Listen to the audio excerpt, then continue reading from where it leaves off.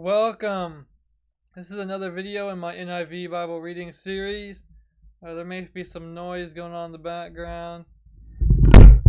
Man.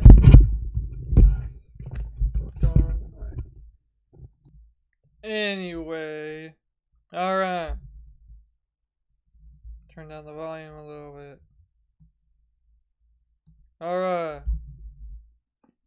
In this video I'm going to be doing Deuteronomy chapter 25.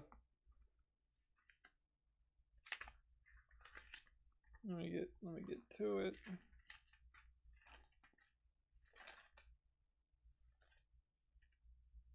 Alright, yeah, NIV stands for New International Version. And yeah, let's just get into it. In Deuteronomy chapter 25. Alright. When people have a dispute, they are to take it to court, and the judges will decide the case, acquitting the innocent and condemning the guilty. If the guilty person deserves to be beaten, the judge shall make them lie down and have them flogged in his presence with the number of lashes the crime deserves. But the judge must not impose more than 40 lashes. If the guilty party is flogged more than that, or your fellow Israelite will be degraded in your eyes. Do not muzzle an ox while it is treading out the grain. Paul referenced this line in one of his epistles, which is pretty interesting. But that's what just made me think about it. Let me adjust my mic here. Hold on.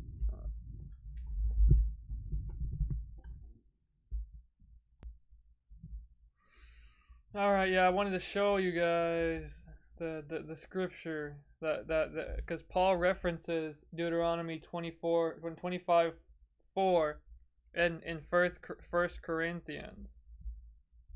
So I want to show you that.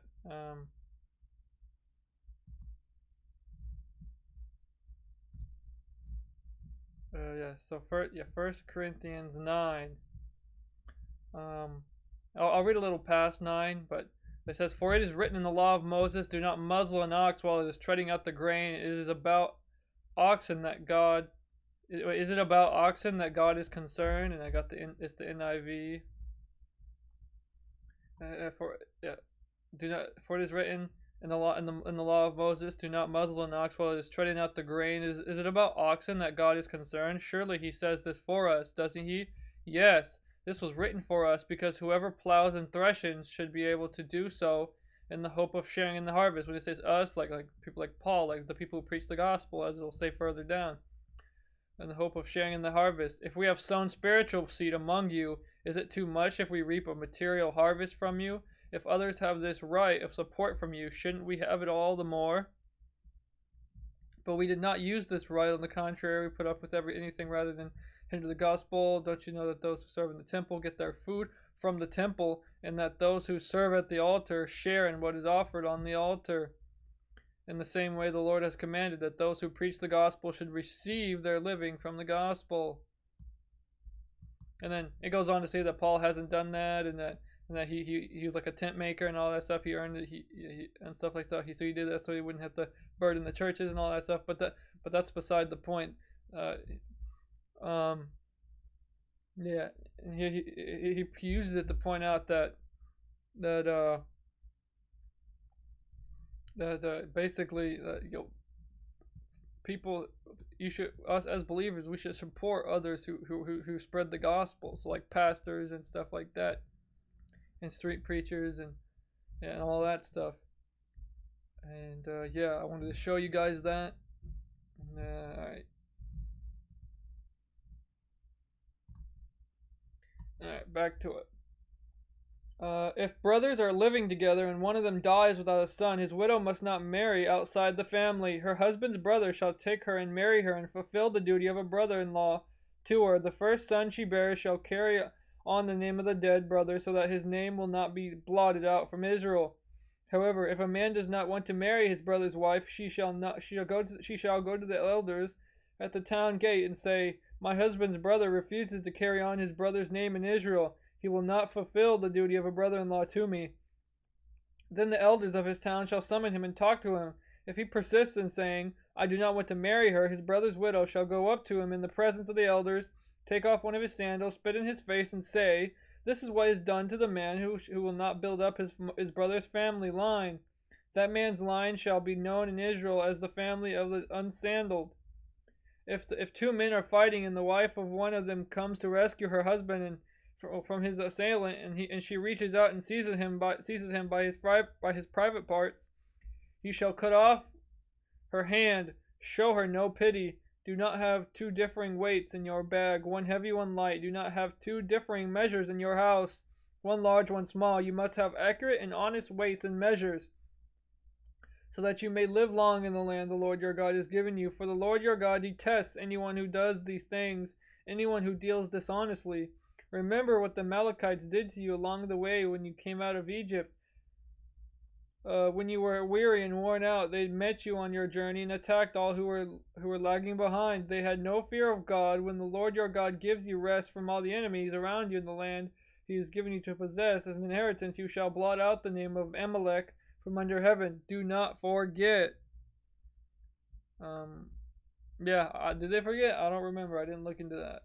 Did they blot out? Did they? I don't think there's any descendant. Now let me look that up real quick.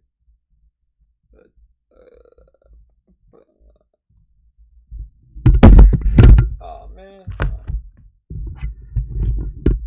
this thing sucks. Yo, where the Amalekites?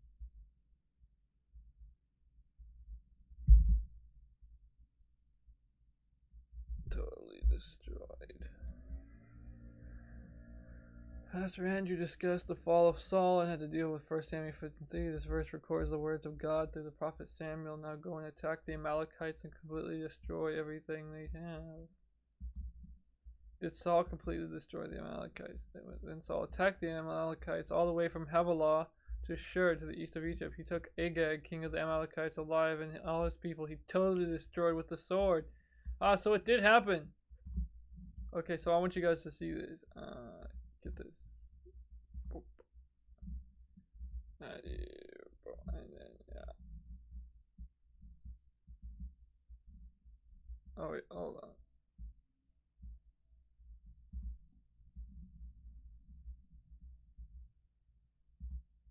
And then, yeah, let's go up here.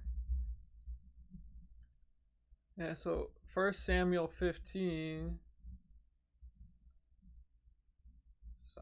It says, then Saul attacked the Amalekites all the way from Havilah to Shur to the east of Egypt. He took Agag, king of the Amalekites, alive, and all his people he totally destroyed with the sword. But Saul and the army spared Agag and the best of the sheep and the cattle, for the fat calves and lambs, everything that was good. These they were unwilling to destroy completely, but everything that was despised and weak they totally destroyed.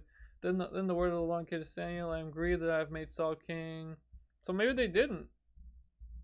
It's completely destroy the Amalekites, because this says they spared Agag. I am grieved that I have made Saul king, because he has turned away from me and has not carried out my instructions. Samuel was troubled and he cried out to the Lord all night.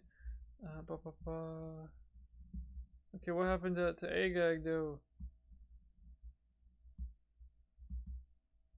Stop, Samuel said to Saul. Let me tell you what the Lord said to me last night.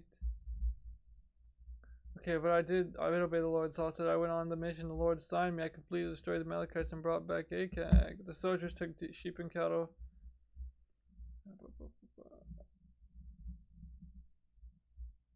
The Lord has the kingdom of Israel from you to take his.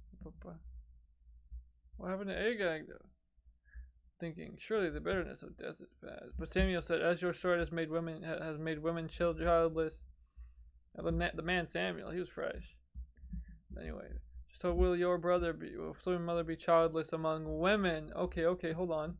But Samuel said, as your sword has made to Agag, as your sword has made women childless, so will your mother be childless among women. And Samuel put Agag to death before the Lord at Gilgal. Then Samuel left for Ramah, but Saul went up to his home in Gibeah of Saul.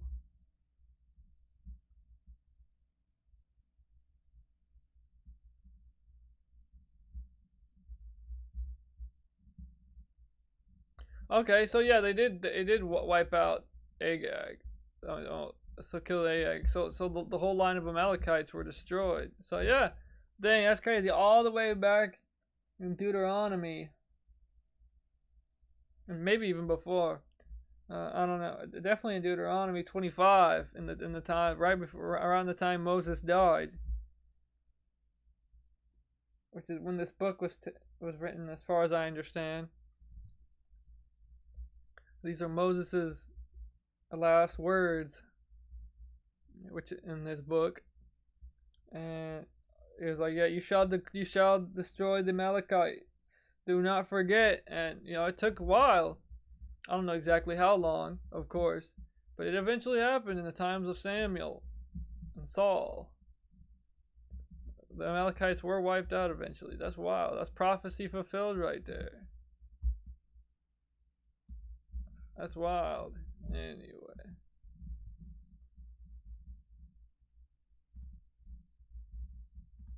There we go. Yeah, that's it. That's